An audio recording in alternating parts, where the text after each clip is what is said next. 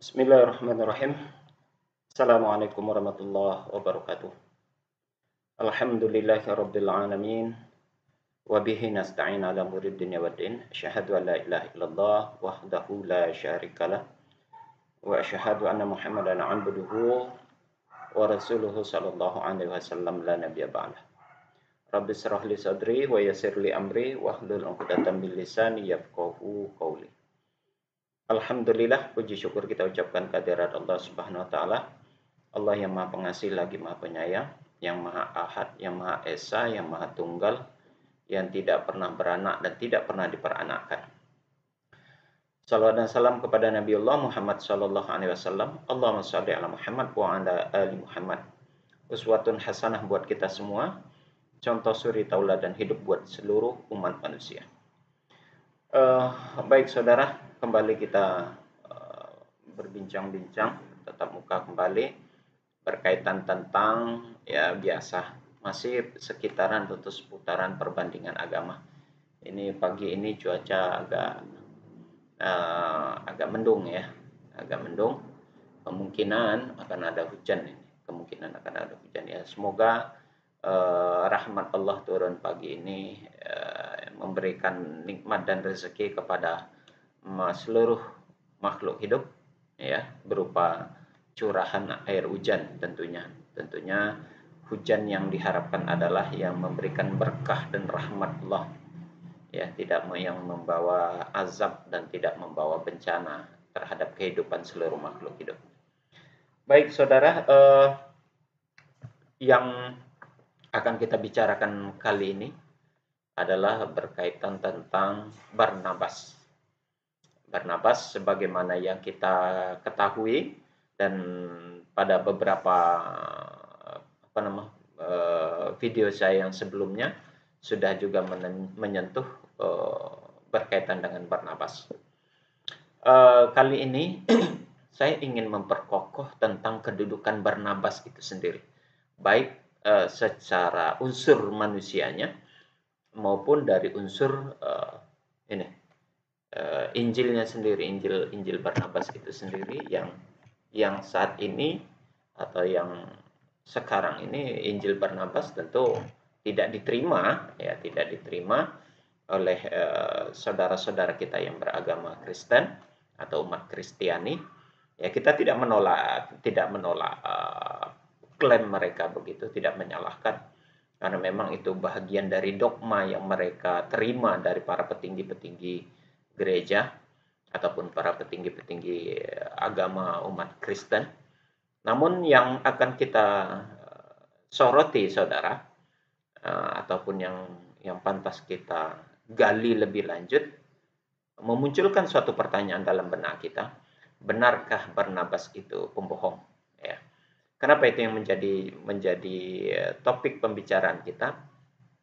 Karena itu menjadi salah satu alasan, menjadi salah satu kriteria alasan kenapa mereka menolak Injil Barnabas.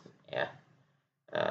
Barnabas Injilnya termasuk salah satu dari sekian banyak Injil apokrif atau Injil-Injil yang ditolak, yang tidak direkomendasikan oleh para pemuka agama Kristen. Jadi yang tertolak salah satunya adalah Injil Barnabas. Alasannya diantaranya karena Barnabas itu dianggap dia seorang pembohong dan dia dianggap bukan murid Yesus atau bukan nabi dari kalangan Yesus begitu, dari kalangan umat Kristen begitu. Dan kitab Injilnya ini dianggap palsu. Nah, itu yang diyakini, yang dijadikan alasan sehingga saudara-saudara kita yang beragama Kristen menolak keberadaan Barnabas sebagai sosok manusianya dan juga ini Injilnya sendiri sebagai panduannya. Sehingga ini dimasuk kategori Injil apokrif atau ya apokripa, ada yang nyebut apokripa. Dan memilih 4 Injil yang diyakini sebagai Injil acuan yang benar, yang disebut dengan istilah Injil kanonik. Nah, berkaitan dengan hal itu, saudara sekalian, ini yang menjadi topik pembicaraan kita. Benarkah Barnabas itu seorang yang pembohong dan kitab Injilnya adalah palsu? Nah, ini adalah palsu. setelah saya membaca lebih lanjut ya tentang Alkitab begitu ya. Saya tidak membaca dari referensi ini. Setelah saya membaca ini lebih lanjut, saya mencari tahu tentang Barnabas itu sendiri. Benarkah Barnabas itu seperti apa yang dikatakan oleh para pembesar atau para pemuka-pemuka agama Kristen itu? Dia seorang pembohong dan ini Injilnya palsu, ya. Dan ini Injilnya termasuk apokrif. Nah, benarkah demikian adanya? Setelah saya membaca ini, saya menjumpai beberapa ayat yang menjelaskan dan memberitakan tentang keberadaan Barnabas. Siapa Barnabas sebenarnya, begitu ya. Nah, maka nanti setelah ini silakan saudara bisa mengambil kesimpulan sendiri. Ada beberapa ayat, saya menjumpai kalau tidak salah itu ada sekitar 4 ayat ya saudara. Di dalam ini, sekali lagi saya tidak mengambil referensi ini. Kalau mereferensikan ke ini, berarti tidak fair, artinya ya ini dia yang Barnabas yang nulis dan saya mengambil referensi ini tentang sosok Barnabas, berarti saya tidak objektif, bersifat subjektif. Saya harus mengambil dari referensi yang lain sebagai pernyataan dan penjelasan tentang Barnabas itu sendiri. Nah, di dalam Alkitab sendiri ternyata posisi Barnabas begitu mulia,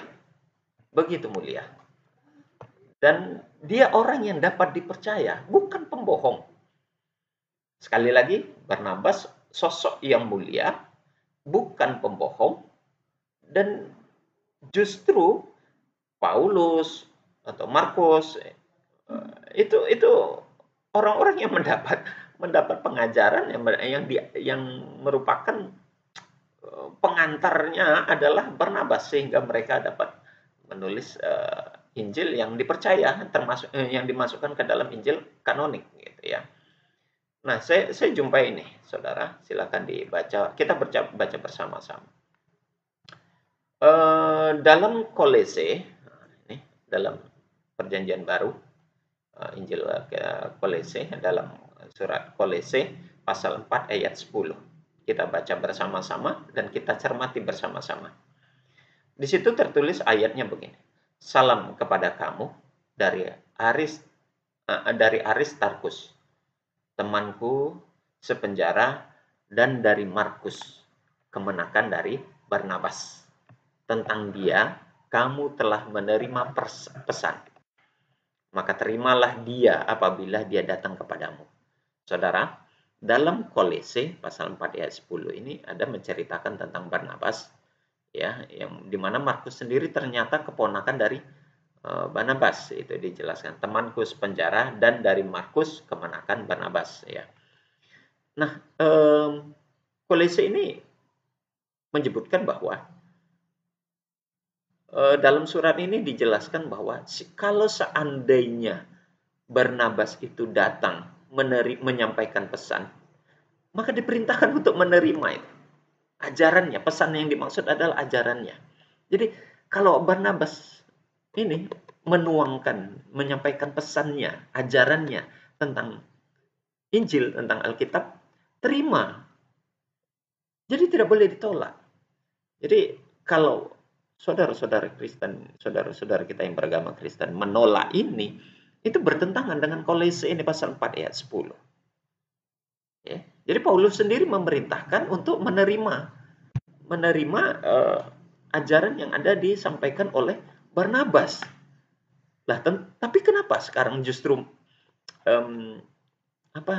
ajaran Barnabas ini sendiri disingkirkan begitu loh, dibuang? Padahal di sini dengan jelas dikatakan, terimalah dia apabila dia datang kepadamu. Itu yang pertama, saudara. Kemudian di dalam Kisah Para Rasul pasal 4 ayat 36, demikian pula dengan Yusuf, yang oleh rasul-rasul disebut Barnabas, artinya anak penghibur, seorang Lewi dari Siprus. Jadi kabar tentang Yusuf itu justru dari Barnabas. Ini dijelaskan di Kisah Para Rasul pasal 4 ayat 36. Berita tentang Yusuf, dan di sini disebut Barnabas yang memberitakan, yang menceritakan tentang tentang Yusuf itu sendiri. Ya. Jadi dia tidak pembohong, dia tidak membohong. Kita lanjut. Ada kisah para rasul pasal 11 ayat 26 sampai 22 sampai 26. Nah, kita baca sama-sama, kita cermati kata demi kata. Maka sampaikanlah kabar tentang mereka itu kepada jemaat di Yerusalem. Lalu jemaat itu mengutus Barnabas ke Antiokhia. Siapa jemaat itu? Ya, tentunya jemaatnya jemaatnya para pengikut Yesus tentunya, ya. Para pengikut. Jadi dalam ayat yang ke-22 ini, Barnabas justru menjadi perwakilan, menjadi utusan yang diutus oleh jemaat yang ada di Yerusalem ke Antiokhia. Saudara, logikanya begini. Orang kalau dijadikan sebagai utusan, orang yang dijadikan sebagai perwakilan, itu logikanya tidak mungkin orang pembohong yang akan diutus. Ya, pasti orang yang terpercaya, pasti orang yang benar, pasti orang yang bisa dipercayai dan mewakili para seluruh khalayak ramai. Logikanya begitu. Itu bodoh kalau ada orang yang mengutus seorang utusan dan yang dipilih orang pembohong. Nah, itu tuh bodoh orangnya itu. Pasti bodoh orangnya. Pasti utusan, yang namanya utusan itu adalah orang yang paling orang terbaik lah, bahasanya begitu. Orang terbaik.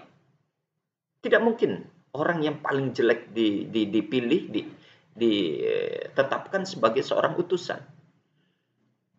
Contoh saja. Nabi dan Rasul yang diutus oleh Allah, dia perwakilan Allah di muka bumi. Apakah orang-orang yang jelek? Apakah orang-orang yang bodoh? Tidak. Justru mereka orang-orang yang pintar, orang-orang yang terbaik yang dipilih oleh Allah sebagai utusan. Begitu juga sebagai Barnabas, dalam hal ini sosoknya, dia sebagai utusan, maka tidak mungkin.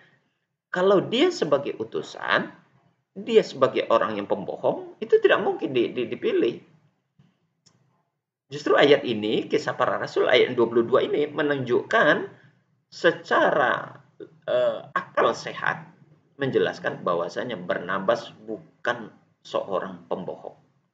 Bukan orang yang jelek. Tapi dia adalah salah satu manusia yang terbaik yang ada di saat itu, sehingga dia ditunjuk sebagai utusan kepada untuk menuju kepada Antiokhia. Tuh kesimpulan yang ada di 22. Di ayat yang ke-23. Setelah Barnabas datang dan melihat kasih karunia Tuhan, karunia Allah maksudnya, maaf. Setelah Barnabas datang dan melihat kasih karunia Allah, bersukacitalah ia menasehati mereka. Siapa mereka? Ya tentu para pengikut Yesus, supaya mereka semua tetap setia kepada Tuhan. Lihat saudara. Di ayat 23 ini, setelah Barnabas datang dan melihat kasih karunia Allah, ya tentu melihat kebesaran Allah, maka Barnabas bersukacita, senang, bahagia, gembira dia. Gembira. Lalu berita gembira ini disampaikan lagi kepada para jemaah. Lalu disampaikan, hal ini disampaikan bertujuan agar supaya mereka itu semua tetap berada setia kepada Tuhan. Pada Tuhan Allah tentunya. Nah, ini tidak mungkin dia orang yang pembohong tidak mungkin. Ini orang yang jujur ini. Dia ayat yang ke-24. Karena Barnabas adalah orang yang baik. Nah, asumsi yang kita munculkan di ayat 22 tadi, bahwasanya tidak mungkin orang itu dipilih adalah orang yang terjelek, orang yang pembohong, ya, itu tidak mungkin. Ini menunjukkan bahwasanya Barnabas itu adalah orang yang terbaik. Itu dibuktikan di ayat 24. Itu dikatakan, karena Barnabas adalah orang yang baik, bahkan katanya penuh dengan Roh Kudus dan iman. Lihat. Ayat 24 di dalam kisah para rasul ayat yang ke-11 pasal ke-11 ayat yang ke-24 dinyatakan pengakuan tentang Barnabas orang yang baik. Itu yang pertama. Yang kedua, dia mendapat Dia dipenuhi oleh Roh Kudus. Sama seperti Yesus itu dipenuhi Roh Kudus, dan sama seperti yang lain-lainnya yang diyakini mereka oleh orang-orang Kristen, orang-orang yang mendapat Roh Kudus, diilhami oleh Roh Kudus. Maka Barnabas juga demikian. Maka tidak mungkin dia pembohong. Dan yang ketiga, di dalam ayat yang ke-24 itu dikatakan Barnabas penuh dengan iman. Penuh dengan Roh Kudus, penuh dengan iman. Nah, jadi kalau mereka menolak berita yang disampaikan oleh Barnabas di dalam Injil Barnabas ini dengan alasan Barnabas itu pembohong dan beritanya ada palsu, itu bertolak belakang dengan ayat-ayat ini. Ya, bertolak belakang. Tadi di ayat sebelumnya dikatakan suruh menerima, di Kolose pasal 4 ayat 10 disuruh menerima berita yang disampaikan oleh Barnabas. Nah, sekarang dikatakan di sini Barnabas itu orangnya baik. Dia juga pertama sebagai utusan tadi jemaat di Yerusalem ke Antiokhia. Kemudian Barnabas menyerukan supaya untuk setia kepada Tuhan. Kemudian Barnabas dinyatakan di sini sebagai orang yang baik. Dia penuh dengan Roh Kudus dan juga dia beriman. Jadi salah total, salah benar, salah besar kalau dikatakan Barnabas itu pembohong dan kitab Injilnya palsu. Itu salah besar kalian. Kita lanjutkan dulu, belum berakhir sampai di situ. Sejumlah orang dibawanya kepada Tuhan. Lihat ini. Justru banyak orang itu, orang Barnabas ini punya jasa yang begitu besar. Ya, begitu besar jasanya Barnabas, banyak manusia yang dibawa menuju jalan kepada Tuhan. Nih. Nah, di ayat 25-nya, lalu pergilah Barnabas ke Tarsus untuk mencari Saulus atau Paulus. Dan setelah bertemu dengan dia, ia membawanya ke Antiokhia. Nah, jadi bersamaan itu. Jadi perjalanan Paulus dengan Barnabas itu berada dalam satu konsep yang sama tentang ajaran ketuhanan. Ya. Kemudian mereka bersama-sama dengan jemaat itu 1 tahun lamanya sambil mengajarkan banyak orang di Antiokhia. Murid-murid itu untuk pertama kalinya disebut dengan Kristen. Nah, di sini baru munculnya kata-kata Kristen.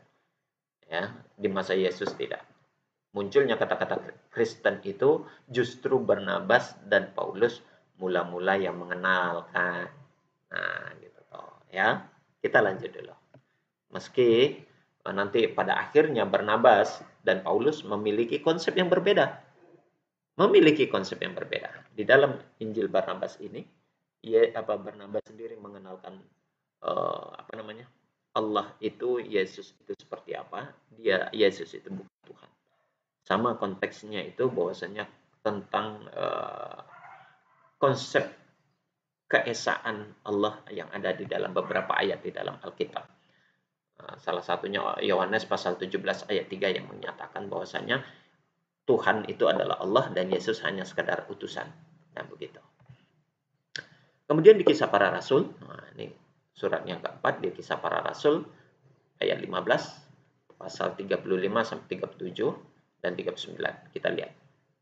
Paulus dan Barnabas tinggal beberapa lama di Antiokhia. Mereka bersama-sama dengan banyak orang lain mengajar dan memberitakan firman Tuhan. Jadi sudah semenjak lama Barnabas itu bersama Paulus itu sama-sama menyampaikan tentang ajaran yang dibawa oleh Isa atau Yesus. Jadi tidak keluar dari konteks yang sebenarnya. Di ayat 36, tetapi beberapa waktu kemudian berkatalah Paulus kepada Barnabas, baiklah, kita kembali kepada saudara-saudara kita di setiap kota, di mana kita telah memberitakan firman Tuhan untuk melihat bagaimana keadaan mereka. Barnabas ingin membawa Yohanes dan yang disebut Markus. Hal itu menimbulkan perselisihan yang tajam sehingga mereka berpisah dan Barnabas membawa Markus sertanya berlayar ke Siprus. Nah, sinilah mulai perpisahan antara Yohanes dan Barnabas, perpecahan antara Yohanes dan Barnabas. Namun terlepas dari perbedaan dan perpecahan itu, saudara, di dalam ayat Kisah Para Rasul di ayat di pasal 11 ayat 22 sampai 26 dengan jelas dan tegas. Khususnya di 22 sampai 25 dengan jelas dan tegas. Di situ ayatnya memberikan suatu penguatan, suatu statement bahwasanya bahwasanya Barnabas bukanlah seorang pembohong. Barnabas bukanlah seorang pendusta. Barnabas bukanlah seorang pengkhianat. Dan beritanya yang disampaikan dalam Injil Barnabas bukan Injil palsu. Ini di sini dengan jelas dinyatakan. Di ayat Kolose tadi juga diperintahkan. Apa yang diberitakan oleh Barnabas, terimalah. Jadi kalau kalian membuang, ya saudara-saudara yang beragama Kristiani, membuang Injil Barnabas, sungguh kalian sudah menyalahi Kolose pasal 4 ayat 10, kemudian Kisah Para Rasul ayat 11 pasal 11 ayat 22 sampai 26. Kalian telah menyalahi dan telah melanggar firman Tuhan yang ada di dalam Alkitab itu sendiri. Jadi Alkitab ini ya,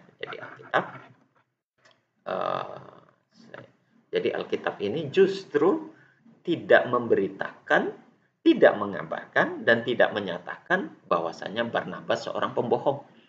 Tidak ada pernyataan satupun di dalam Alkitab yang mengatakan Barnabas itu seorang pembohong dan Injilnya palsu. Tidak ada. Justru di dalam Kolose pasal 4 ayat 10 tadi dinyatakan Injil Barnabas itu wajib untuk diterima. Berita yang disampaikan oleh Barnabas juga wajib untuk diterima. Dan di Kisah Para Rasul pasal 11 ayat 22 sampai 26 dinyatakan bahwasanya Barnabas sungguh orang yang baik yang dapat dipercaya, dipenuhi dengan Roh Kudus dan juga dia beriman. Maka wajib juga dia diikuti. Maka kesimpulannya ini juga wajib untuk dilihat dan diikuti ajarannya oleh umat atau saudara-saudaraku yang beragama Kristen. Itulah dasarnya kenapa begitu bersikekohnya Barnabas itu juga wajib untuk dihadirkan di ruang kehidupan beragama umat Kristen. Demikian saudara, semoga ini bermanfaat dan menjadi iktibar bagi kita dan membuka wawasan serta pencerahan bagi saudara-saudara yang beragama Kristen. Silakan berulang lagi, silakan berpikir ulang tentang Barnabas, baik itu keberadaan sosok dia sebagai seorang manusia dan sebagai murid Yesus, dan juga Injilnya nih, Alkitabnya ini, berpikir ulang untuk menolaknya, sebaiknya diterima. Demikian, terlebih dan terkurang mohon maaf. Kita tutup dengan kafaratul majelis. Subhanakallahumma wa bihamdik asyhadu an la ilaha illa anta astaghfiruka wa atubu ilaik. Assalamualaikum warahmatullahi wabarakatuh.